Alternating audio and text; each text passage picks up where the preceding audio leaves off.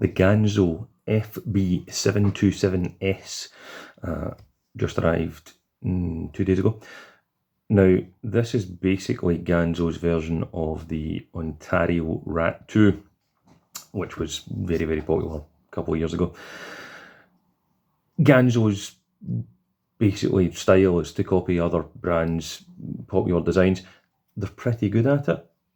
They do it at a budget level that's usually acceptable, and build quality tends to be pretty good in my experience. To get around the copyright on this one, they seem to have added an Benchmade style axis lock, or bar lock as it's called when you're not using Benchmade's copyright.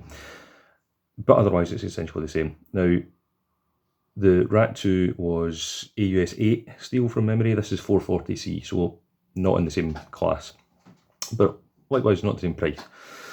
440C is stainless, it's basic, it'll take an edge and it won't last forever. You know, edge retention's not going to be great, but it's fine. It's a decent enough steel.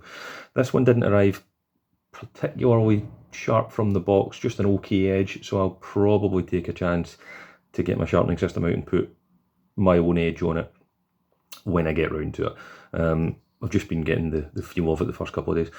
It's full flat grind, so it'll be nice and slicey once I've modified the edge slightly. You know, just now it's just okay. The axis lock actually works really well on this design, where on the Rat 2 it's a liner lock from memory. This is actually quite fun and gives it great fidgetability.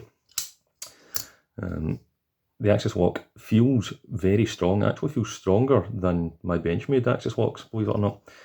It's bronze phosphor washers, so you do have a nice slick action, good deployment, high speed. The pocket clip looks very much like a Spyderco one. Ganzo do make Spyderco knockoffs. I have a Firebird, which is Ganzo's other name, a Delica copy, which is pretty good. The scales look and feel almost like a hard micarta, but it's actually G10. It's a grippy G10. Very tactile. Feels lovely in the hand. Fits my hand perfectly. No, not too many hot spots. I mean, if you were choking up on it and doing some work, which you probably wouldn't be doing with this type of knife anyway, but if you were, the pocket clip might start to dig into you at some point, but that's probably true of all pocket knives that have a pocket clip. You know, pocket knives are general purpose, light use. You're not going to be carving great works of art with them, are you? In terms of build, fit and finish, it's pristine. There's no blade wiggle, no lateral movement. The centering is perfect. There is no flaws in the liners, the spacers, the lock, the pivot, all bob on. You can reverse the pocket clip from one side to the other if you're a left-hander. Ambidextrous deployment on both sides, of course. And yeah, I mean, there's not much to write home about. Is it the Rat 2? No. Do I prefer it to the Rat 2?